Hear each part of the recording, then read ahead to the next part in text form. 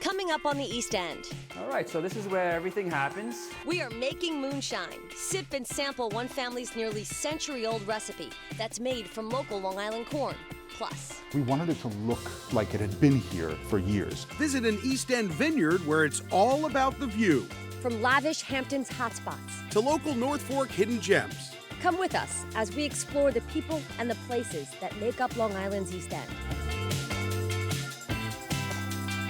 Let's go.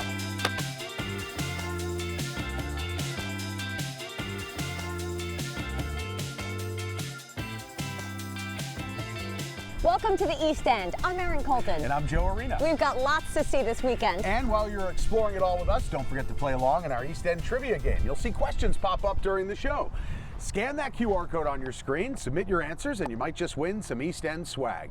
Long Island's East End is home to more than 60 vineyards, distilleries, and breweries, many with stories and roots as rich as their pores. Yeah, like Lenz Winery here in Peconic, one of the original trailblazers of the North Fork wine scene. Well, today we're raising a glass to some of the most unforgettable spots that we featured here on the East End, each known for their bold wines, their standout spirits, and their beer with local flavor. Our first stop is Twin Still's Distillery, where it's moonshine that's putting them on the map.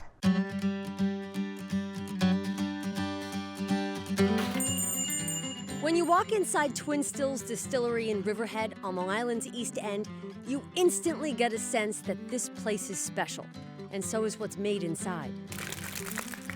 Joe Kuna opened the shop 9 years ago, but his moonshine goes back nearly 100 years. It was 1926 when his great-grandfather began distilling his own moonshine, now called old-timer moonshine. This is an actual person on Yes. the bottle. This is your grandfather? That is my grandfather. All right, so this is where everything happens. So we basically start by sourcing Long Island corn and barley. We cook the barley and corn in here. We take that corn water and we bring it over to the fermenters over here. It will either naturally start fermenting, or depending on the temperature or whatever, we will add a yeast to it, and that yeast will start changing the sugars into alcohol. From there, we'll pump it into our stills. So this is the last spot. This is really where the magic happens. Yes. From there, we collect and we hold on to all the spirits, all the moonshine. It gets concentrated, and it'll start out about 170 proof. And we'll bring it to our other facility in Spionk, or we'll flavor it here with natural fruit, real fruits, berries, the apples, made here, all made from Long Island products. And that's one thing I'm proud to say. We get people from all over the place, Connecticut, Massachusetts, all over Long Island. They all come down and we do tastings. One of the things that we are well known for is the apple pie moonshine. It is our fan favorite. We have a bunch of different drinks. So they're just mixed drinks and you use your moonshine. It's all made with our moonshine and the products that we make. You have the apple pie, blueberry, hot apple, raspberry, maple pecan, strawberry, mixed berry, chocolate moonshine, honey, coffee. Everybody's kind of like jealous. Oh, you have such a great job. I say, yeah, I don't have a job. Right. I make moonshine. And Joe will continue to make his moonshine on Long Island's East End while continuing the family's century-old dream. A lot of times traditions, they die, and I'm just trying to keep it alive. That is a real neat process, watching them actually make the moonshine. Yeah, because it's so different. Right. And then they have really cool recipes to put in the moonshine in cocktails. Right. So. Blend it with anything, Yeah, I would it's a assume, great right? spot. Yeah. Well, one of the best things about our vineyards and our breweries is they're more than just places, they're communities. Here at Lenz, they have VIP tastings, they have artist talks, and then a really cool barrel tree lighting for the holiday season. Yeah, and not far down the road, there's a North Fork distillery where you can blend and bottle your own gin, and I got a lesson in that at Matchbook Distilling Company in Greenport. Slow down and smell the flowers is part of the ethos of Matchbook. At Matchbook Distilling in Greenport, it isn't about how much gin, wine, whiskey, and vodka they can produce. It's about the process of making the most unique product. And that all starts, as owner Leslie Marinoff-Kwasniewski says, beneath the surface. We believe in the power of good dirt. And so everything that we're making, when it comes to distilling, we're pulling out the essence of raw materials.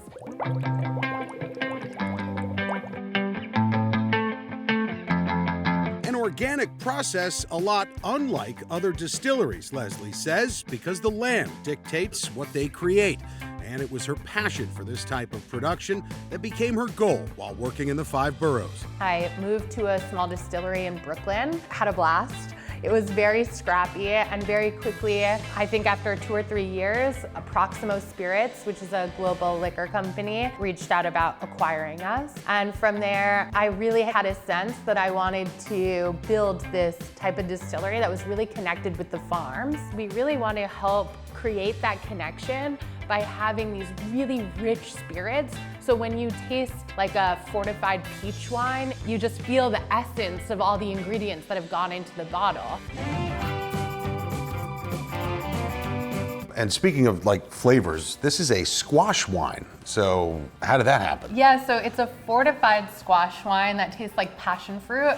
It's made from Boston marrow squash. So I called up Trieber Farms down the road. I've been asking them for years to just grow random ingredients I find. They wound up being 40+ pound squash. So we had to buy special saws to cut them in half, and I just rolled them in spices and I bruleed them with big torches. And then I fermented it into a wine and fortified it. You make it sound very easy. You're like, I just bought these crazy saws and I did this, and then we have squash wine. I mean, that's... I don't know if it's easy, but it's so fun. And if it's fun you're looking for, Matchbook also offers a group gin making experience. That all starts with vodka.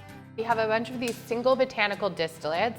So they are a single ingredient like juniper, yarrow flower, rose, distilled into our base vodka, which is certified organic corn spirit we make from scratch in-house. And then you get to blend them all together. So they are starting out as sort of flavored vodkas, but by the end you have a gin.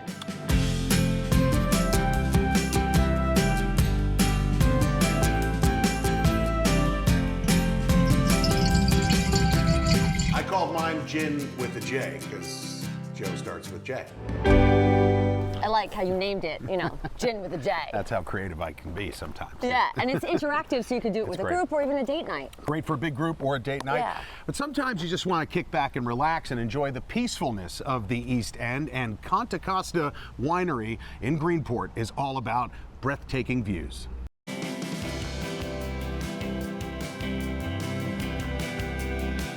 Enjoy a stunning view no matter where you are on the property here at Kontokosta Winery in Greenport. You can sip wine on their bluff or from their equally stunning tasting room, the North Fork's only tasting room with a backdrop of the Long Island Sound. This is just a blessed place. It's just amazing, especially if you could be here at sunset at night. It's just unbelievable. Owner Mike Kontokosta and his brother bought the place in 2007, and Mike says one fancy dinner sparked it all. I was at a closing dinner. Someone had brought one of these California super cult Cabernets to show off. I didn't know anything about it. I didn't know that much about wine. I knew a little bit, but I'd never had anything like this. I don't know, it was a couple $1,000s a bottle. And when I drank it, and I had half of my steak, a bottle of wine, I said, this is for me. I gotta do this. I know that I can do this. But the brothers had a lot to learn. Mike's background was in corporate law, not winemaking. That's why they turned to the man who planted the vineyard for help. He had to teach me how to maintain this vineyard, and he thought I was insane. I said, no, I'm serious. So he's like, okay. So the first thing you do is you know how to drive a tractor? So, never been on a tractor in my life. How do I do this? The brothers also had to figure out where to build their tasting room, so they took to the field with a yardstick in hand. We wanted the building, when you were standing dead center in the building, to look directly out at the water and then to look directly south through the vineyard. We wanted it to look like it had been here for years. We found a barn outside of Rochester, New York, took it down, and then sent all the wood here, and then we put it up around this new steel structure. A nearly 10,000 square foot building that produces about 4,000 cases a year. And for Mike, one of the things he enjoys most is being a hands-on owner. Today, he took me to the vines and taught me how to pull the leaves, a process that allows for more airflow. You would definitely not get asked to return. Nice and slow. You're being too cautious. I am. These grapes are delicate to me. I don't know, but we're not there yet, right? It's easier to hit it at the, at the at the pedal, at the base, and then it comes right off, Okay. right? And there you go. Our most popular white for sure is our Sauvignon Blanc. That just recently won a gold medal in the San Francisco Chronicle wine competition. For reds, we're very proud of our Cabernet Franc. But it's not the awards that drives Mike. It's taking what this piece of land gives and sharing it with others, and doing it in a place he dreamed of living. You drive out here and something happens. You know, you just sort of, a lot of things just fall away. Stresses and other things. I don't know what it is, but I don't get that feeling many places. Even when I go on vacation, it was always a goal of mine to one day, could I actually move out here, do something productive, raise a family. I'm just blessed to be able to do that. My gosh, those views. Oh, gorgeous. And from the tasting room, so Right. you don't even have to leave. Spectacular. Beautiful place. All right, still ahead, our toast to the East End continues. Yeah, one local man is turning potatoes and corn into vodka. That's ahead.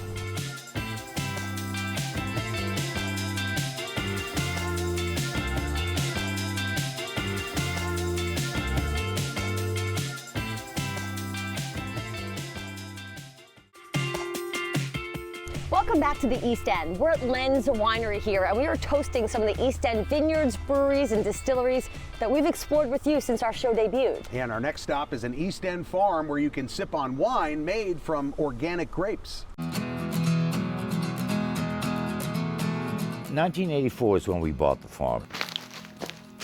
Rex Farr might be the only organic wine producer on Long Island's East End these days, but how he got to where he is a story in itself.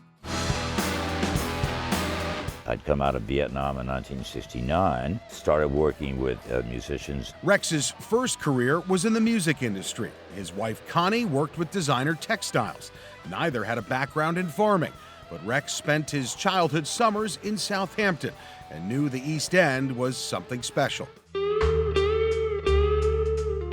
The reason we ended up with these 60 acres, I knew that the North Fork was completely undervalued. So they bought the land and in the late 80s started growing vegetables organically. It was a drastic change from New York City to out here full time. And Rex says those first few years were trial and error, but the Farrs were able to successfully harvest herbs, fruits, and organic vegetables. Fast forward to 2005, during a night out when Rex dared himself to grow something else, an organic grape. Like all good stories, you know, it started in a bar. Said it couldn't be done. Bottle of Jack at the bar. Woke up the next morning, the Jack was gone. Farming was here. And the idea was there.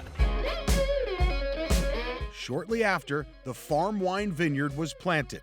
8.5 acres, all grown biodynamically. I work off of a biodynamic calendar, farming by the moon. Bottom line, if you've heard that the moon affects gravity and the high and low tides, that's how I look at my crop. And recognized.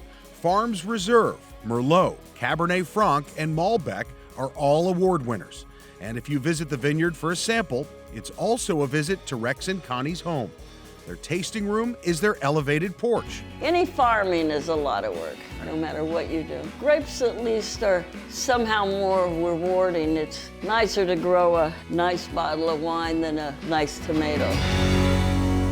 They are just such salt of the earth type people. I would say you're not going to find a more down-home experience at a vineyard on the North Fork than that place. Yeah. Well, if you're looking for something with a bit more sparkle, Macari Vineyards is all about style. You can even celebrate with their rosé-themed suite.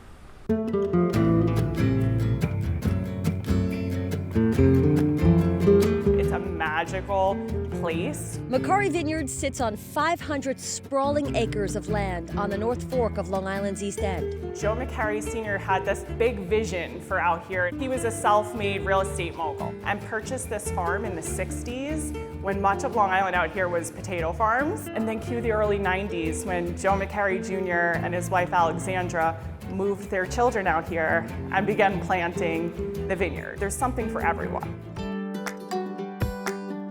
This is our rosé tasting room. Lauren Conklin is in charge of special events. We wanted it to be a place that we could gather, groups over 10 to about 30. We can accommodate in this space. This experience can be anything you want. Girls' trips, bachelorettes, birthday parties, breakup parties. I mean, we're here for it all.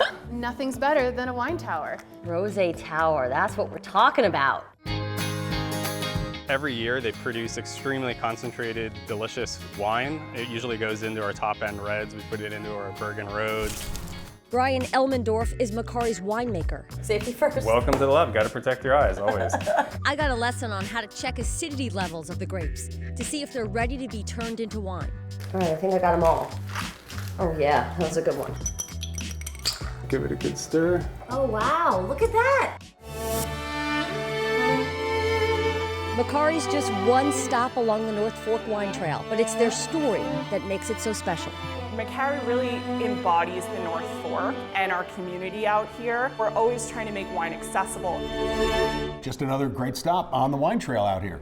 And cool places like this. In Yes. the barrel room, we're crushing grapes. at Now that. we go from grapes to potatoes, where one man made his fascination with the crop into a career. At Long Island Spirits, a handcrafted distillery, you can sample the vodka and see how it's all done.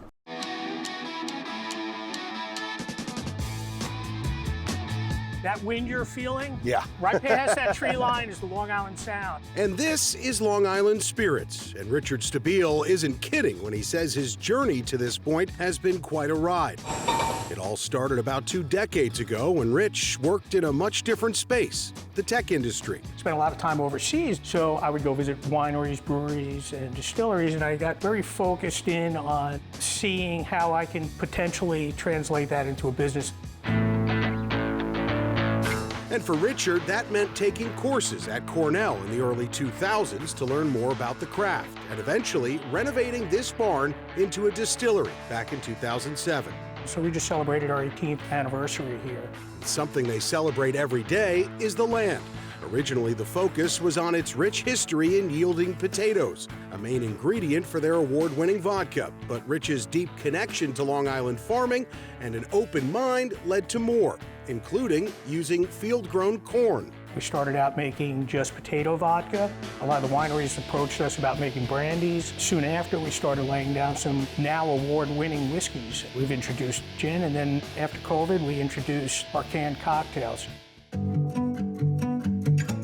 When I was a kid, we'd go visit my grandparents. They would make wine in the basement. I would help. I was 6, 7 years old. Grandfather would give me a little bit of wine, some Coca-Cola. Today, Rich allowed me to fire up the bottling machine. Start to bottle.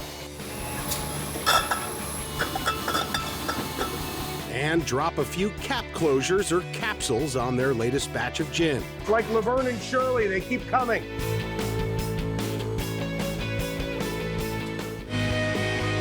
One of the great things in life is being able to live your dream, and basically that's what I'm doing right now.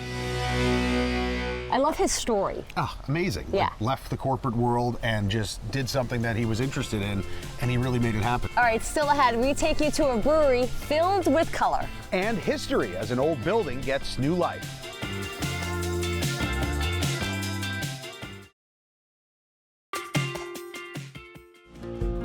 Sip and shop your way through the season at this intimate tasting room off the beaten path here at Chronicle Wines in Peconic.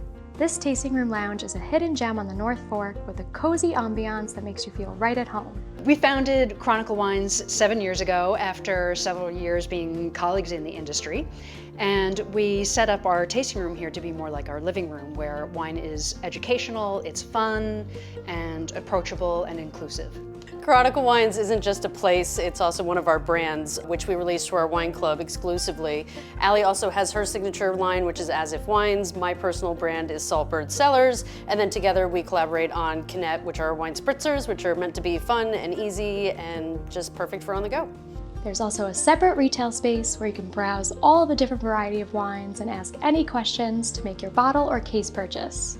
They also use this room to host several events throughout the year. East End Arts uses us as one of their satellite galleries, so this is all local artists that we feature, and they rotate seasonally. And we try to keep it all, focused around the art, the food, the wine. Chronicle Wines is a place for connecting and storytelling, where you can enjoy educational tastings and take part in community events, all while supporting a small business. For Discover Long Island, I'm Brianna McEnroe.